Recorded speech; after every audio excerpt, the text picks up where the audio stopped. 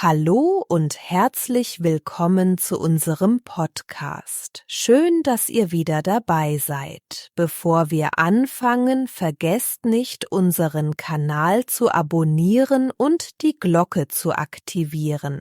Heute sprechen wir darüber, warum wir uns im Alltag so viele Sorgen machen und wie wir besser damit umgehen können. Genau, das ist ein Thema, das jeden betrifft. Viele Menschen sagen oft, dass sie nicht abschalten können oder dass sie ständig an etwas denken müssen. Sorgen kommen sehr schnell, besonders wenn man viel zu tun hat oder wenn etwas Unklares im Leben passiert. Ich merke das auch bei mir. Manchmal mache ich mir Sorgen, obwohl eigentlich alles in Ordnung ist. Oft sind es kleine Dinge wie ein Termin, ein Gespräch oder eine Nachricht, die man noch nicht beantwortet hat. Und plötzlich denkt man die ganze Zeit daran und fühlt sich unruhig. Ja, das kenne ich. In Deutschland sagt man oft Dinge wie „Mach dir nicht so viele Gedanken“ oder „Es wird schon passen“. Diese Sätze hört man wirklich überall, weil viele Menschen versuchen, sich gegenseitig zu beruhigen. Sorgen sind normal, aber manchmal werden sie einfach zu groß.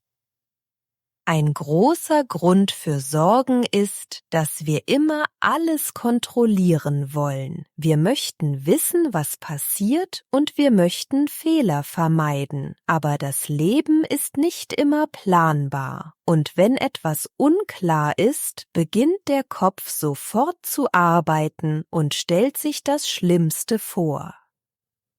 Genau. Und oft passieren diese Dinge gar nicht. Wir machen uns Szenarien im Kopf, die weit von der Realität entfernt sind. Viele Menschen sagen auch, ich mache mir schon wieder den Kopf voll. Das beschreibt gut, wie sehr die Gedanken manchmal kreisen und einfach nicht stoppen wollen. Ein weiterer Punkt ist der Stress im Alltag. Viele Leute arbeiten viel, haben Familie, Termine, Verpflichtungen. Wenn man keine Pause hat, fühlt man sich schnell überfordert. Und in diesem Zustand reagiert man schneller mit Sorgen, weil man sowieso schon unter Druck steht. Manchmal hilft es, kurz stehen zu bleiben und tief durchzuatmen. Viele Deutsche sagen in solchen Momenten „einen Moment, bitte“ oder „ich brauche kurz Ruhe“. Diese kleinen Pausen können viel verändern. Sie geben dem Kopf Raum, um wieder klar zu denken und die Gefühle zu beruhigen. Ja, solche Momente sind wichtig. Ich finde auch, dass es hilft, mit jemandem zu reden. Wenn man Sorgen ausspricht, merkt man oft, dass sie gar nicht so groß sind. Und jemand anderes kann eine ganz andere Perspektive geben. Das nimmt oft etwas von der Angst weg. Genau. Und manchmal merkt man auch, dass viele Menschen ähnliche Sorgen haben. Das verbindet und gibt ein Gefühl von „Ich bin nicht allein“. Wenn wir unsere Gedanken teilen, wird vieles leichter und man fühlt sich wieder stabiler und ruhiger.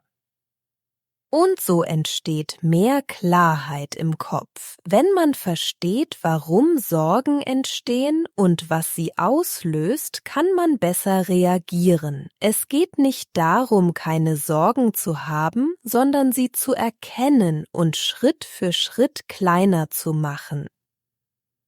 Genau. Und wenn wir wissen, wo unsere Gedanken herkommen, können wir später gezielter üben, damit umzugehen. Das macht den Alltag viel angenehmer und gibt uns ein Gefühl von mehr Kontrolle und Ruhe. Viele Menschen sagen oft, dass sie etwas ändern wollen, aber keinen klaren Anfang finden. Deshalb sprechen wir heute über einfache Methoden, die wirklich helfen, wenn die Sorgen zu stark werden. Eine Methode, die in Deutschland sehr beliebt ist, heißt kurz durchatmen und bewusst langsamer werden. Viele sagen dann so etwas wie: Ich nehme mir einen Moment, um runterzukommen. Mir hilft es auch, wenn ich meinen Tag etwas ordne. Viele Deutsche machen gern Listen, weil sie das Gefühl geben, dass alles strukturierter ist. Dadurch sieht man klarer, was wirklich wichtig ist. Ein guter Trick ist auch, sich auf das zu konzentrieren, was man gerade tun kann. Der Satz „eins nach dem anderen" hört man hier sehr oft und er hat eine starke Wirkung im Alltag. Meine Freunde sagen oft Dinge wie „bleib locker" oder „mach dir keinen Stress". Solche Worte erinnern mich daran, dass ich nicht alles perfekt machen muss und dass Fehler normal sind. Wenn die Gedanken zu schnell werden, hilft es, innerlich Stopp zu sagen. Viele Menschen nutzen diesen Moment, um die Situation neu zu bewerten und zu fragen, ob die Sorge überhaupt realistisch ist. Eine weitere Methode ist Bewegung. Ein kleiner Spaziergang oder frische Luft können so viel verändern. Viele sagen gern, ich gehe kurz raus, um den Kopf frei zu bekommen. Und das funktioniert wirklich gut. Manchmal hilft es auch, Abstand zu einer Sache zu gewinnen. Die Menschen hier sagen oft, lass es erst einmal ruhen, und genau das gibt Zeit, damit die Gefühle wieder ruhiger werden. Gut funktioniert auch, seine Gedanken aufzuschreiben. Wenn man die Sorgen schwarz auf weiß sieht, wirken sie oft kleiner. Ich mache das regelmäßig, um zu verstehen, was mich wirklich beschäftigt. Viele unterschätzen, wie wichtig kleine Rituale sind. Ein Tee am Abend, ein ruhiger Morgen oder ein kurzer Moment allein können den Kopf stabilisieren und das Gefühl von Sicherheit stärken. Eine wichtige Sache ist auch, Grenzen zu setzen. Viele sagen gerne, ich brauche gerade meine Ruhe und das ist vollkommen in Ordnung. Man muss nicht immer für alle verfügbar sein. Und wenn man merkt, dass eine Situation zu viel wird, ist es gut, Hilfe anzunehmen. Niemand muss alles alleine schaffen. Ein Gespräch oder ein kleiner Rat kann sehr hilfreich sein. Mit der Zeit erkennt man, welche Methode am besten zu einem passt. Wenn man diese kleinen Schritte regelmäßig macht, fühlt sich der Alltag leichter an und man bekommt mehr innere Ruhe.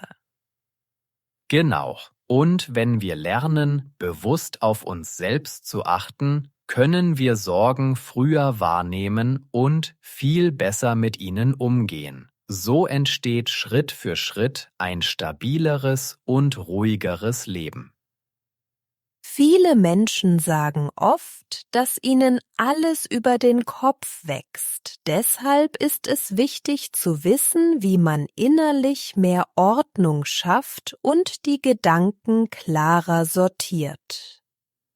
Ein guter Anfang ist, Prioritäten zu setzen. In Deutschland hört man oft den Satz: Ich mache zuerst das Wichtigste. Das hilft, nicht alles gleichzeitig machen zu wollen. Ich nutze gern To-Do-Listen. Wenn ich etwas aufschreibe, wird es aus dem Kopf leichter. Viele Deutsche sagen, Schreiben hilft, weil man dann einen besseren Überblick bekommt. Struktur gibt Sicherheit. Viele Menschen planen ihren Tag im Voraus und sagen Dinge wie: Dann habe ich meinen Kopf frei. Das zeigt, wie sehr Routine helfen kann, Stress zu reduzieren. Auch Pausen spielen eine große Rolle. Viele sagen, ich brauche 5 Minuten, um runterzukommen. Solche kurzen Momente bringen Ruhe und lassen die Gedanken wieder klar werden. Gespräche mit Freunden helfen ebenfalls. Man hört oft, sag mir einfach, was los ist. Wenn man Sorgen ausspricht, verlieren sie häufig ihre Stärke und werden verständlicher. Ein weiterer Punkt ist, Überforderung früh zu erkennen. Viele Menschen sagen, ich bin gerade am Limit, um zu zeigen, dass sie eine Pause brauchen. Ehrlichkeit mit sich selbst ist wichtig. Manche benutzen kleine Rituale, um Ordnung zu schaffen. Ein aufgeräumter Tisch oder ein kurzer Spaziergang können dafür sorgen, dass man sich wieder sortiert fühlt und klarer denkt. Es hilft auch, bewusst zu entscheiden, was man loslassen kann. Viele sagen, das muss ich nicht heute schaffen. Dieser Satz nimmt Druck und schafft mehr inneren Raum. Wenn der Kopf zu voll ist, hilft es, Abstand zu nehmen. Viele Deutsche sagen, ich schaue später nochmal drauf. Dadurch entspannt man sich und sieht vieles mit einem ruhigeren Blick. Und je öfter man solche Schritte macht, desto leichter wird es, in stressigen Momenten ruhig zu bleiben. Mit der Zeit erkennt man schneller, was einem gut tut und wie man Ordnung halten kann. Am Ende entsteht ein Gefühl von Stabilität. Wenn man seine Gedanken sortiert und klare Grenzen setzt, wirkt der Alltag weniger chaotisch und man fühlt sich sicherer in dem, was man tut. Viele Menschen wünschen sich mehr Ruhe im Alltag. Ein ruhiger Lebensstil beginnt oft mit kleinen Dingen, die man regelmäßig macht. Genau diese kleinen Schritte helfen, Stress langfristig zu reduzieren. Ein wichtiger Punkt ist, bewusst langsam zu machen. In Deutschland hört man oft den Satz „immer mit der Ruhe“. Der erinnert daran, dass man nicht alles gleichzeitig schaffen muss. Mir hilft es, meinen Tag entspannt zu starten. Viele Deutsche trinken morgens in Ruhe einen Kaffee und sagen, dann komme ich gut in den Tag. Dieser Moment gibt Stabilität und einen klaren Kopf. Bewegung gehört auch dazu. Ein Spaziergang oder ein kurzer Lauf lässt viele Sorgen kleiner wirken. Viele sagen, ich gehe mal frische Luft holen und danach fühlen sie sich direkt besser. Ein weiterer Baustein ist ein gesundes Umfeld. Menschen sagen oft, ich brauche positive Energie um mich herum. Das zeigt, wie wichtig es ist, sich nicht mit negativer Stimmung zu belasten. Auch Zeit für sich selbst ist entscheidend. Hier hört man oft, ich nehme mir heute Abend einfach Zeit für mich. Solche Momente helfen, Kraft zu sammeln und wieder ruhig zu werden.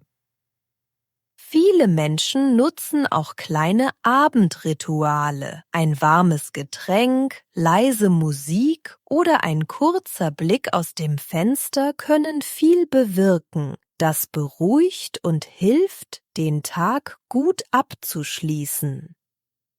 Und wenn etwas nicht perfekt läuft, sagen viele, lass es gut sein. Das hilft, den Druck rauszunehmen und nicht an Kleinigkeiten festzuhalten, die keine große Bedeutung haben. Wichtig ist auch, nicht alles persönlich zu nehmen. Der Satz, jeder hat mal einen schlechten Tag, erinnert uns daran, dass wir verständnisvoller sein sollten und dadurch selbst entspannter bleiben. Am Ende entsteht durch all diese kleinen Dinge ein Lebensstil, der ruhiger, stabiler und angenehmer ist. Man reagiert gelassener und spürt, dass man viel stärker ist, als man denkt. Damit bedanken wir uns fürs Zuhören und wünschen euch viel Ruhe und Kraft für euren Alltag. Bleibt entspannt und vergesst nicht, gut auf euch selbst aufzupassen. Abonniert unseren Kanal, aktiviert die Glocke, gebt ein Like und schreibt in die Kommentare, welche Sätze euch heute am besten geholfen haben. Die Überforderung. Ich spüre oft eine leichte Überforderung. Überforderung entsteht, wenn man zu viele Aufgaben gleichzeitig hat. Die Priorität. Man sollte klare Prioritäten setzen. Für mich hat meine Gesundheit immer höchste Priorität. Die Gewohnheit. Eine kleine Gewohnheit kann den ganzen Tag verändern. Neue Gewohnheiten brauchen Zeit, bis sie fest im Alltag sind. Die Gelassenheit. Gelassenheit hilft, Situationen ruhiger zu sehen. Viele Menschen wünschen sich mehr Gelassenheit im Alltag. Der Abstand. Manchmal braucht man Abstand, um klar zu denken. Etwas Abstand hilft oft, Sorgen realistischer zu sehen.